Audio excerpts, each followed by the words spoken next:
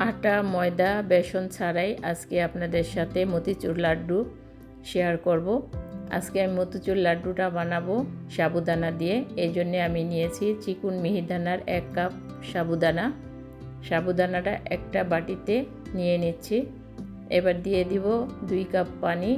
আমি যেই কাপ দিয়ে সাবুদানাটা নিয়েছি ওই কাপের 2 কাপ পানি দিয়ে সাবুদানাটা 10 মিনিটের জন্যে ভিজিয়ে রেখে দিব।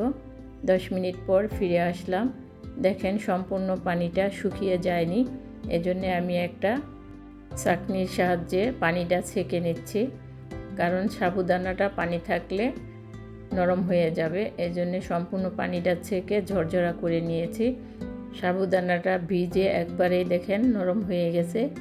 এবার আমি চলে যাব রান্না করার জন্যে। এবার এই জন্য একটি ফ্রাই প্যানে দিয়ে দিব 2 চামচ ঘি। আপনারা চাইলে তেলও ব্যবহার করতে পারেন, কিন্তু ঘিটা দিলে গ্রানটা ভালো লাগবে। এবার আমি সাবুদানাগুলা ঘিয়ের মধ্যে ভেজে নিব। ভাজার সময় এভাবে দলা পাকিয়ে গেলে ভয়ের কোনো কারণ নাই, কারণ এটার মধ্যে চিনি দিলে দলাটা ছেড়ে যাবে। এবার আমি দিয়ে দিচ্ছি 1 কাপ চিনি। এবার চিনিটা দেওয়ার পরে আবার নাড়তে থাকবো। চিনির থেকে পানি বের হবে। এভাবেই সাবুদানাটা আমি সিদ্ধ করে নিব। দিয়ে দিলাম একটু স্বাদ মতো লবণ। এবার দিয়ে দিব 1 চামচ ফুড কালার। কালারটা অপশনাল, আপনারা চাইলে বাদ দিতে পারেন, কারণ মতিচুর লাড্ডুটা যেহেতু অরেঞ্জ কালার হয়ে থাকে এই জন্যে আমি ফুড কালারটা ব্যবহার করেছি। দিয়ে দিলাম কিছু বাদাম কুচি। লাড্ডুর এই মিশ্রণটা প্রায় রেডি। এবার আমি হালকা গরম অবস্থায় লাড্ডুগুলা বানিয়ে নিব। বেশি ঠান্ডা করব না, বেশি ঠান্ডা করলে লাড্ডুর শেপ দিতে কষ্ট হবে।